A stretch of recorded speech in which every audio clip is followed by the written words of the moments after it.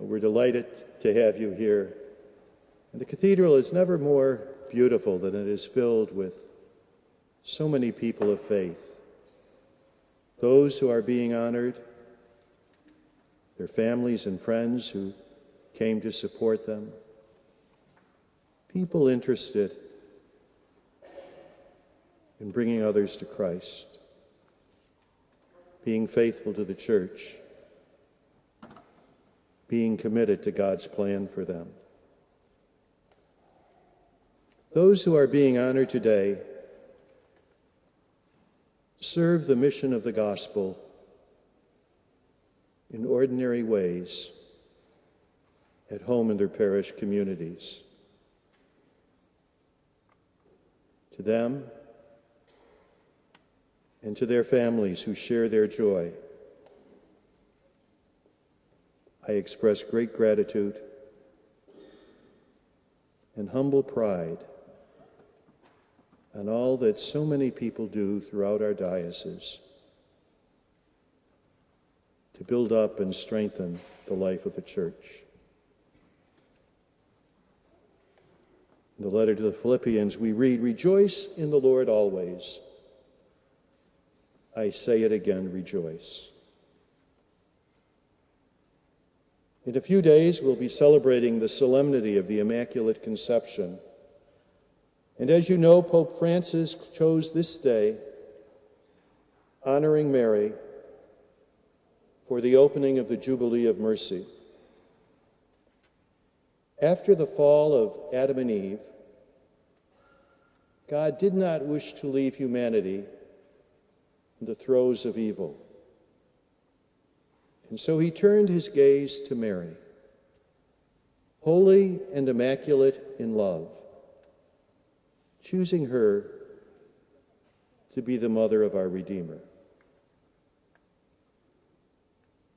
During the year of mercy, the Church is commissioned to proclaim the good news of God's mercy with a new enthusiasm and renewed pastoral activity. To carry out this mission, she must pattern her behavior after Jesus, who reached out to everyone without exception. It is absolutely essential for the Church and for the credibility of her mission that she herself live and testify to this mercy. Her language and her gestures must transmit mercy, so as to touch the hearts of all people and inspire them once more to find the road that leads to the Father. Words of Pope Francis.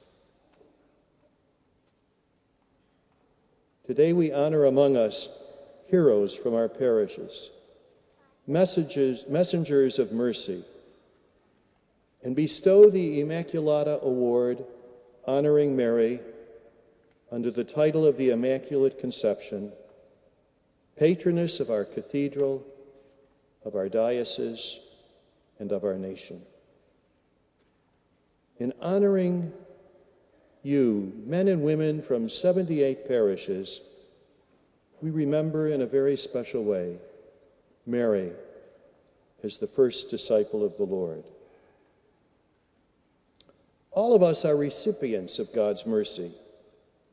In turn, we are called to be heralds of God's mercy, announcing by our words and deeds the lavish mercy of God who reaches out to all with the warm embrace of his forgiveness and peace. By faith, Christ, the eternal Son of the Father, dwells in you. What a gift. But it is a gift you have generously shared. Through you, God's mercy is visible to others. Through your generosity, your unselfish service, and your quiet and consistent witness to the gospel, you have brought Christ to others. In the year of mercy, Pope Francis asks us to reflect on the corporal and spiritual works of mercy. Jesus introduced us to these works by his preaching and his actions. He fed the hungry, welcomed the stranger, healed the sick, visited the imprisoned, instructed the ignorant, comforted the afflicted, forgave offenses, and prayed for the living and the dead. He practiced the corporal and spiritual works of mercy, and in his name, we are called to do the same. I thought of these works of mercy when I considered the many ways in which you have served your respective parishes. In countless ways you have assisted your pastors in their pastoral responsibilities and reached out to the people of your parish and beyond, especially those in need. We all need role models that inspire us to live the gospel as committed disciples. We're all very grateful for your good example and witness. We acknowledge your unselfish gifts of time and talent to the mission of the Church within the context of Vespers, where each evening the beautiful Magnificat of Mary is sung or recited. Like Mary, you proclaim the greatness of the Lord. Rejoice in his presence and rely upon his grace as you work to build up the Church. Christ has no body but yours, no hands, no feet on earth but yours. Yours are the feet with which he walks to do good. Yours are the hands with which he blesses the world. Through your words and actions, the gospel is proclaimed. During this season of Advent, a season close to Mary's heart, we are happy to honor you.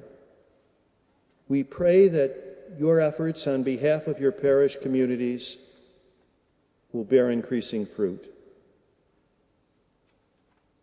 Know that I am grateful for all that you have done, but most especially for who you are. Men and women of deep faith and ardent love for Christ and his Church. I extend my prayerful congratulations and best wishes.